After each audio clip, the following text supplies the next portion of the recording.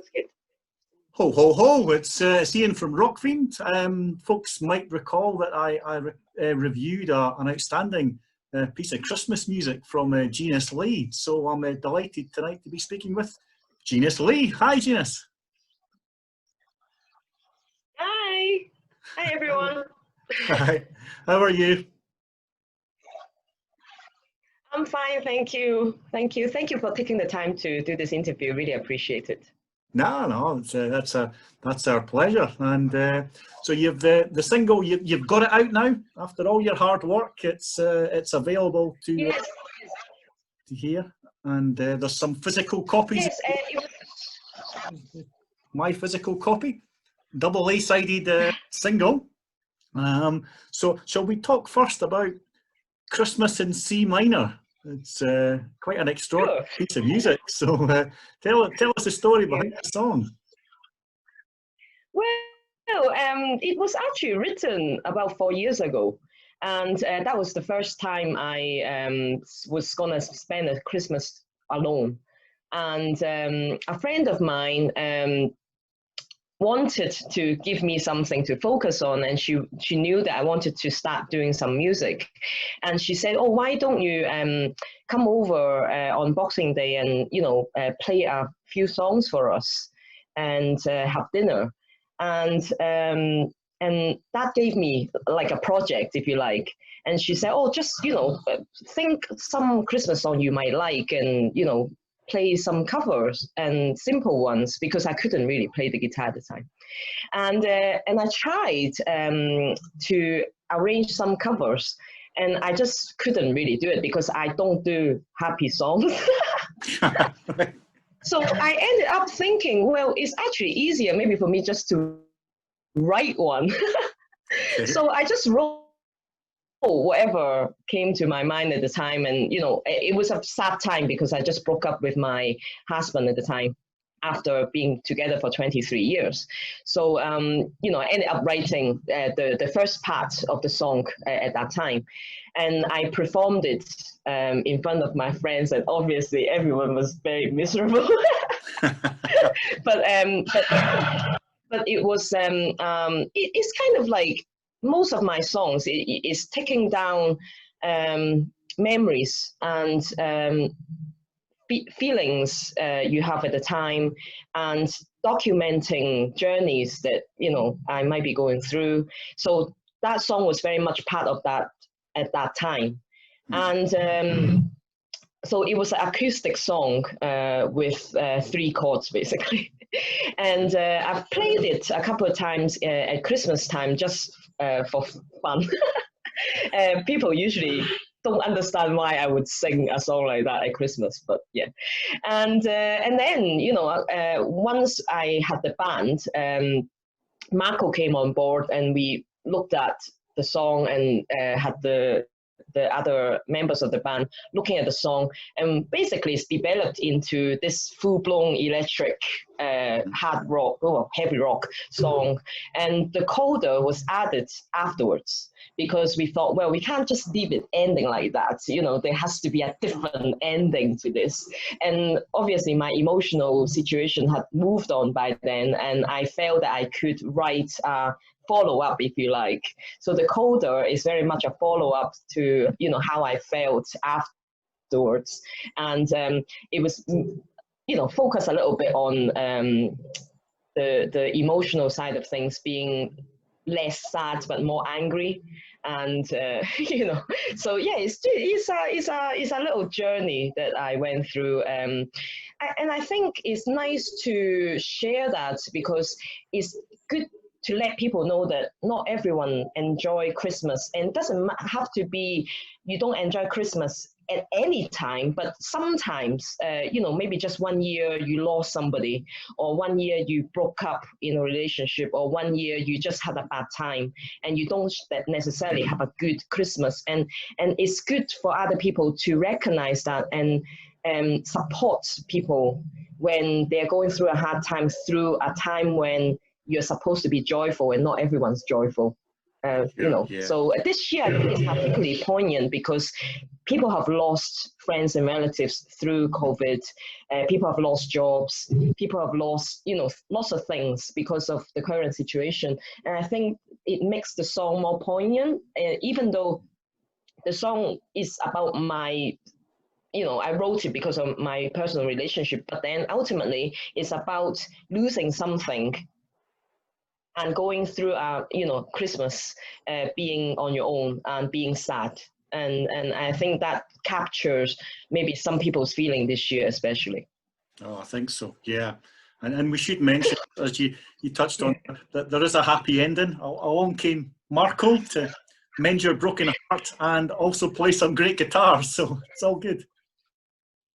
Yeah, well, I'm very lucky to find somebody who actually share my passion, and he has a lot more musical experience than I do, and he, you know, supports me in bettering the guitar and support me in the songwriting side of things. So, you know, I wouldn't really be able to put out the debut album and the follow-up singles and our next album without him being involved, really. So I feel really, really lucky. And we share more than just music as passions. So, you know, there are other things that we also enjoy doing together. So yeah, feel very, very lucky. Yeah. It's good. Yeah, it's an extraordinary piece of music, and it's about 7 minutes long, and as you say, moves through its Trying to get a radio station to play that is not easy. Oh, I guess so, yeah. Radio edit wouldn't work, would it? No. It's you stick to the 7 minutes. It's good. It works. There's a lot going on. And then of course it's a double A-sided single. So we also have this. My Heart Is Complicated. Tell me about that one. Yes, well, My Heart Is Complicated was supposed to come out in earlier this year because, you know, after the winter, we were gonna put out this single sometime in the spring and then we go into the studio to record the second album, and the second album was gonna come out maybe late summer, beginning of autumn. That was our plan anyway, and that just totally didn't work out, as you can imagine. And at the beginning of the lockdown, I didn't feel like putting it out because I think everyone was going through a hard time, and you know, everyone was trying to adjust. I just felt that it wasn't the right time to put it out. And then it gets to a point where we really do have to put it out, but putting two singles out all together, you know, quite close together is also not very good. So ended up being a double A side. That's the reason. That again, My Heart Is Complicated is one of the songs that I had written very, very early on. And the reason that it didn't get included on the album was because it was not arranged in time, if you like, for the album at the time. And but we ended up playing that song on our album launch as the end song to show people that that's what's coming, you know, after the album. But you know, and we play that as an end song at every gig since then.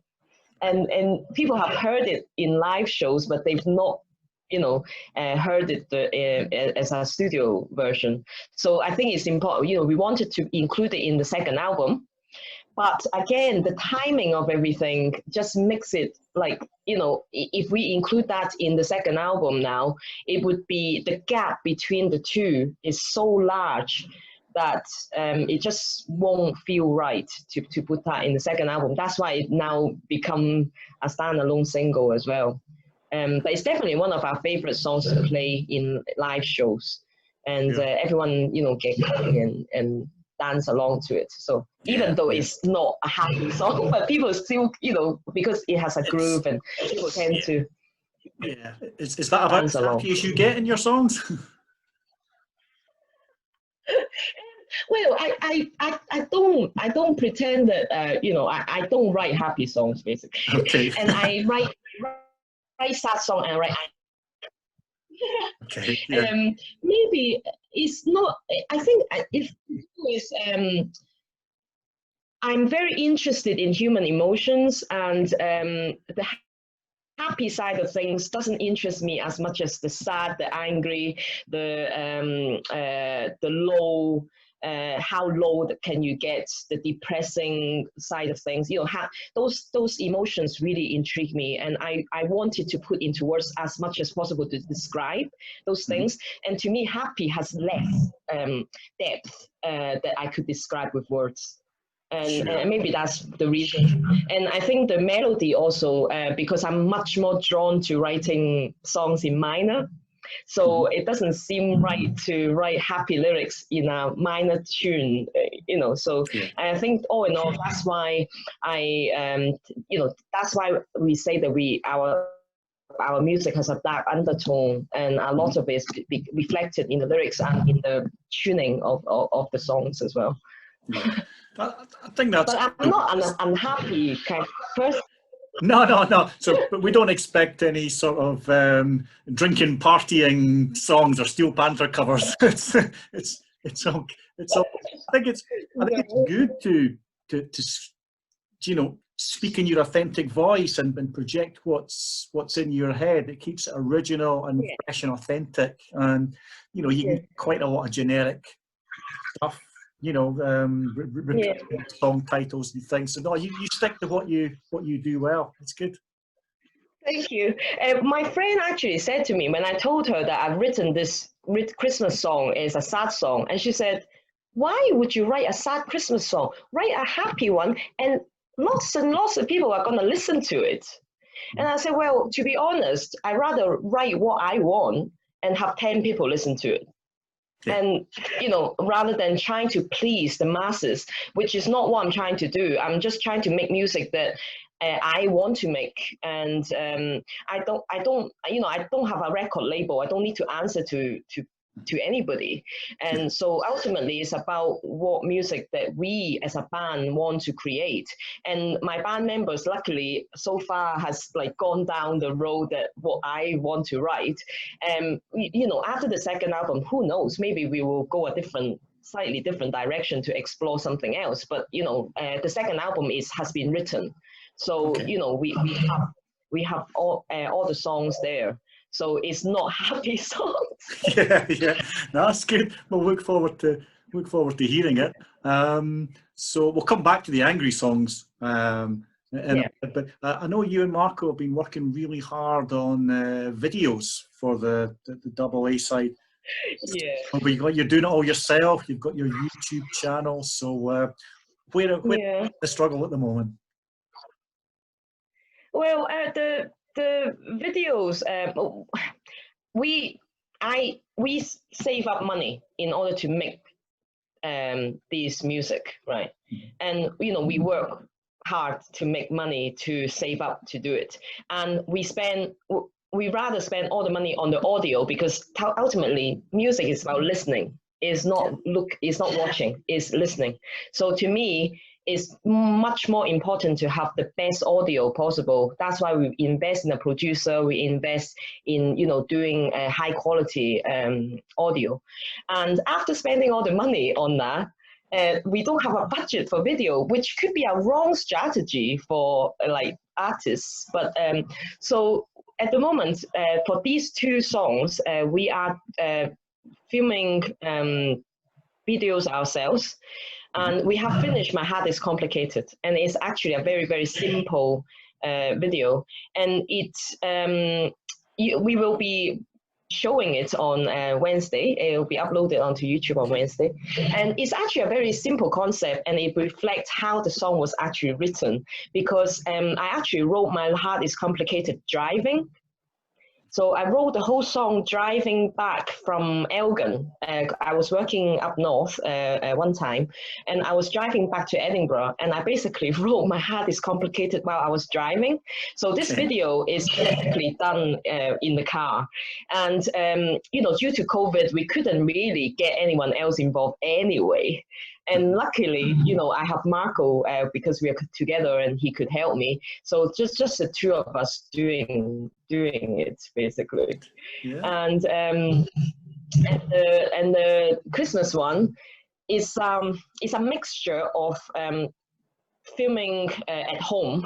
Again, we don't have really any location to do it. So we're filming at home, plus spending hours and hours and hours researching and downloading royalty-free clips to make the video. So I have imagery in my head. It's restricted by what I can find clips-wise, because we don't really have the facility to make high-quality clips to use in the videos. So we ended up, you know, it's what I can find, and there is a story sort of building up with some of us play, you know, some showing us singing and playing guitars, but it's just a mixture of you know, home footage and some royalty-free clips. So, well, hopefully people will still enjoy that, and it's still being put together. So that one should be available from probably next week. Hopefully, nice. we realize that we have a small window for Christmas, so you know we need to show it as soon as possible. But yeah, but it's still being put together. Good. No, great effort. It's I think people hopefully realise how much effort has to go in from artists when they're working for themselves to get things out there. So yeah, good luck with it. So it's you know, is trying to be creative. I think one of the mistakes that we made in the first in the debut album was that we didn't have any videos to accompany the release, and we released the two live in studio videos much later. And I think having the videos at the beginning would have kept the momentum a bit better. So I think this is definitely a learning point. And since our city, I have said that we are not putting any music out without a video. Even a lyrics video is better than no video. So that's we were gonna do just lyrics video for these, but then we thought we'll try and see whether it would work with you know, actual images and stuff. And unfortunately, I'm not very good with lip syncing. I discovered. That's why it makes so much work as well. It's just trying to line up the images with the music, and is, you know, and I'm not very good at lip syncing, as I said. So just practice. I tried it once last year. Another band where I kind of took part in a promo, and it's really difficult. I feel bad. I used to criticise all these people that were bad at it on Top of the Pops, but it's harder than it looks, isn't it? It's actually hard. Yeah, definitely. Yeah, it's good. It's good. So we've got the single is now available on, I guess, all the usual channels, but there's a bonus if you get the physical CD, which I think is from your Facebook and website. That comes beautifully packaged. The artwork is fantastic. And also two additional songs. So I guess tell me about the artwork first, and then we can talk about the songs. Yeah, sure.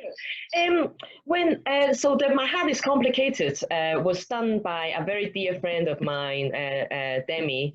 Demi is studying to be an architect, actually, but she is very, very good at drawing. And so I asked her whether she would be interested to draw something for me, and already had a concept of what I wanted. And you know, apart from telling her that I want a heart, that it might be like very complicated. And it's up to her to make however complicated she wants to make it. Yeah, and so she just came up with what there is, and she added some effects with some program that she has, and it just became so natural for me to arrange it in such a way that it's as if the eyes were melting to reveal the heart. And so there is a little brief, but it's vague enough. And she just, you know, and we've known each other for a few years now. She's a friend of mine, and we work together. And so she's been there for my music from the beginning. So, you know, I think she has and she's heard the song and she has an idea of, you know, what I wanted. And it's just perfect. And it worked out very, very well for the cover. And the Christmas one, I thought about what to do quite early on. And I remember having this photo shoot with Dave Cameron, probably about 4 years ago now. And I've actually never used one of the pictures for anything yet, because it kind of, you know, it needs to feel right. And for this, that picture just felt right. And I phoned up Dave and I said, you know, can you make the background into snow? And because he's very good with Photoshop, and so he managed to, you know, do what he did. And there were some challenges, but, you know, he managed in the end. It was very, very good. And I have to say that when he first took the photo, he actually put a woof into this particular photo. And I told him that I didn't want the woof for this one, but it was just like surreal what he can do with Photoshop. So I'm very, very pleased with that I can actually make use of a photo. And I've shown the original photo, also shared it on Facebook to let people know, you know, what the original photo was like. And we actually took that photo in the forest of Yester Castle, Goblin Heart in East Lothian. Okay. And that was a major adventure in a way, because like we took quite a lot of photos that day, and on the way out we got lost. All right. And we actually could not find a way out. And Dave was carrying all this equipment. I was carrying big bags of clothes and makeup and everything. And we ended up having to cross a field. We had to jump over some barrier to walk over a field to get to the other side and then walk all the way back. And it was like horrendous. And I think, you know, people, and that was just we've used one photograph from that photo shoot, and that took the whole day, and it was like a bit of an adventure, but it was very enjoyable as well. So I have to thank Dave for that, for doing that for me. And we couldn't have done a new photo shoot this year anyway, but I think that photo just came to my mind as soon as I thought about the cover for this song. Sure. Good. And then the other bonus, if people order the CD directly from yourselves, is there's the 2 additional tracks, which has, I think, got the whole band on them. But I gather there's been some change in the band as well. Well, that was what happened in November last year. We went into the studio to record My Heart Is Complicated.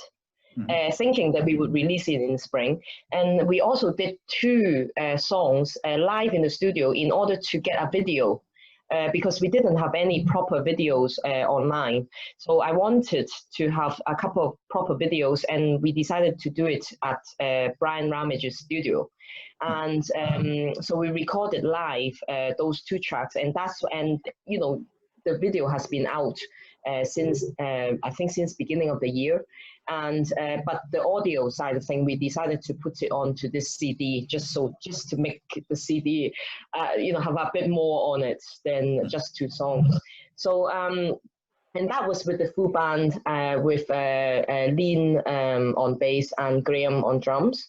And this year, we do have a change in band members, which is the drummer, Graham, is no longer with us. And we now have Tony Hodge, who is now our new drummer. Tony is actually Iain's brother. And it kind of came about by chance, really, because we find ourselves in a situation of COVID and lockdown and not being able to get together to practice. And, you know, I don't particularly want it to stop our progress as such. So we decided that we would produce high quality demos in order to give it to band members for them to work at home. But during this time, I think Graham had difficulties with this kind of remote working, if you like, and not everyone can do it, and I can understand. And we thought that instead of waiting indefinitely because we don't know what's going to happen with COVID, that we need to see about getting a drummer on board that can work remotely and to program some drums, thinking about what drum lines to put on the songs, so that we are a bit further ahead. Once we can get back to practice, then we can hit the ground running. So that's when Iain suggested that maybe he could ask Tony to help us with the album. So kind of long story short, basically Tony got on board to work on some songs on the album, and we have managed to meet up sometimes to do some sort of working on the songs, and we really like working with Tony, so we have since then have asked him to join the band, and he agreed. So that's how it came about. And we don't know what's going to happen next year with gigs, but at the moment all we can try to concentrate on is making the best second album we can. So so we're working on that. Great, sounds good. And you've always been very complimentary about the part that Brian Ramage plays in helping to produce the music. Yes, again, there is a little bit of background story there, but Brian's drummer is actually the son of one of my friends, and that's not the reason why I asked Brian to produce our music in the first place, but is part of it is because again, our friends Ritual Spirits use Brian Ramage to record their music, and so we heard about Brian through fellow musicians, and I wanted to explore working with someone who have experience with rock and metal is kind of the genre that we are interested in.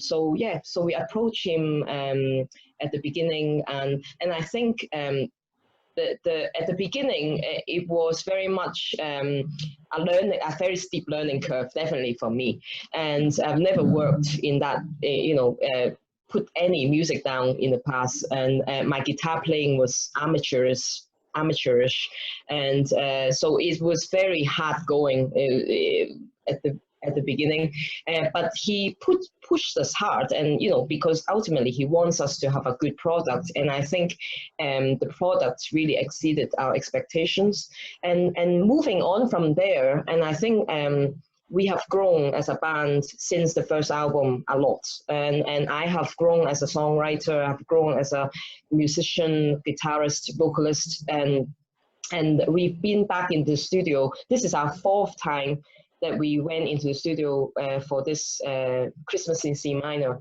We went in for Our City, and we went in for My Heart is Complicated and the live sessions. So we've worked with Brian 4 times now. And I think that the last time with Christmas in C minor, having to do a song that is 7 minutes and with no drummer and no bassist. And Brian actually came up with the programming the drums and guesting on the bass, and it just shows that we do have a rapport working together, and I think he understands our music better now, and we understand how he works. So it took a bit of time, obviously, to get a 7-minute song finished, but it was a very good experience. And every time I go into the studio, I feel like I learn something, and I feel that I've learned a lot from him in order to help me produce demos. I mean, okay, the demos that we produce are not what we put out, but it's sounding much better, even just for bandmates to listen to,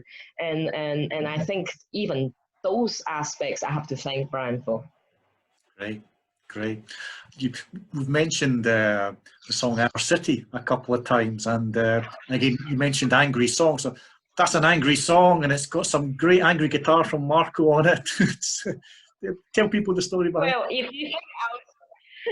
you think Our City is angry, you need to listen to the sequel. But, yeah. Oh man, I'm getting scared now. So that's another difficult things for me this year. Talking about loss. During this year, some people have lost their lives, and obviously that is much more important, much more significant. But in Hong Kong, a lot of people have lost their freedom, and even though on a day-to-day basis it might not feel like so, but fundamentally, a lot of people feel that they cannot speak out and they cannot speak up. They cannot challenge authority, and they cannot, it is no longer viable because you might be persecuted, prosecuted. You might find yourself in a situation that you get fired, or the all sorts of white terror that might happen to you. And so this year has been difficult for me and a lot of fellow citizens in Hong Kong to accept that is new reality.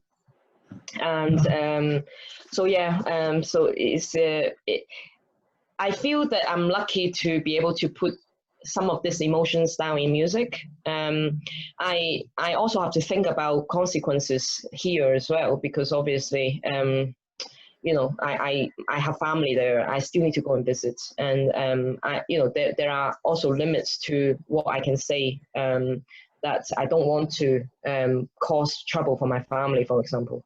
So it's difficult. But yeah, I to be able to put things into music is a good outlet. It's a good channeling.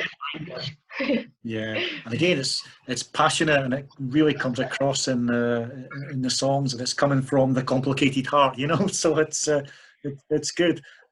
So the sequel, is that lined up for the second album? Yeah, well, actually, there are 2 songs on the album that I've written that are about my hometown. So it's going to be the album opener and the end of the album. I think it feels right. We have just finished arranging and finished the demo for the end song, which is called "The City We Used to Know." So I think even just from the title, you can guess roughly what it's about. So it's a very emotional song for me, and it's everyone it's gonna be epic. I mean, I can't think of another word for it. It's just gonna be really epic, and so I'm really looking forward to recording and sharing those songs as well. Good. So just kind of wrapping up. So next year, 2021, what do you hope for you, Marco, and the band for next year? Well, I'm hoping that we can go into the studio in the spring. Again, because we don't know what's going to happen, and how things are with restrictions and all.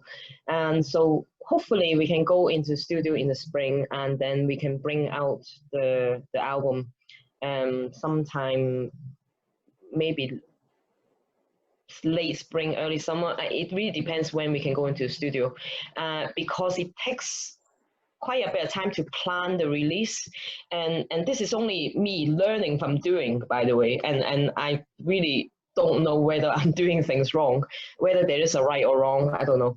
And so I just learned from the past that you need a good 2-3 months to plan your release, to contact people. And you can send out a dozen email and you might only get reply to 2, and then you have to send out more. And so when you're unknown, and people might not even take a chance to listen to what you're sending them. So yeah it's difficult.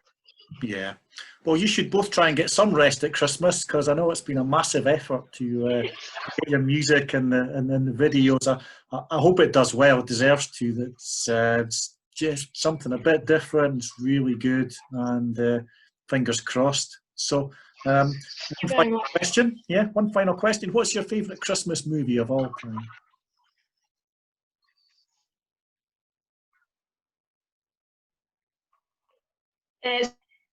Sorry, you broke up a bit there. Oh, sure. Favorite Christmas movie? Yeah. I don't watch. I have to say, I don't watch Christmas movies, but But I have to say, obviously, you know, as you said, don't let anybody tell you that Die Hard is not a Christmas movie, right? Oh, hell yeah. So I love Die Hard. I just, you know, and so we'll be definitely watching that this Christmas. And Great stuff. Die Hard 1, 2, 3, 4.1 or what it's called. Yeah, yeah. That's great. That's great. Been fantastic talking with you, Jeanice. Thanks very much for that. And good luck and yippee-ki-yay. Yay! See you later. Bye. Cool. That's it. I've stopped recording. We're good. We're good. Oh, good. Yeah, you're gonna have to cut that out. That's good. So I don't know how long. Oh, dear. I don't know how long that was actually. We'll see. Is that okay for you? It was fine. I mean, as long as you're okay. I talk too much. I know that. No, but it's interesting, and because you've got an interesting story to tell, and you're very eloquent as well. So I think it helps people know the story behind it. You know, it's way more interesting than just talking to some party people that are just doing all the stuff. So that's good. So I shall. So I think it has stopped recording, hasn't it? Yeah, it has. So that should turn into a kind of a file, and then I'll email that through to Colin and Susie, and then hopefully they can just get it out there onto the Facebook and the website. Sure. They'll tag you in, and obviously that's, you know, yours to do with what you want. You know, if you want to share or whatever, that's fine. Yeah, With it says it's still recording, by the way. Does it? Yeah. Hold on. I'm going to press this button.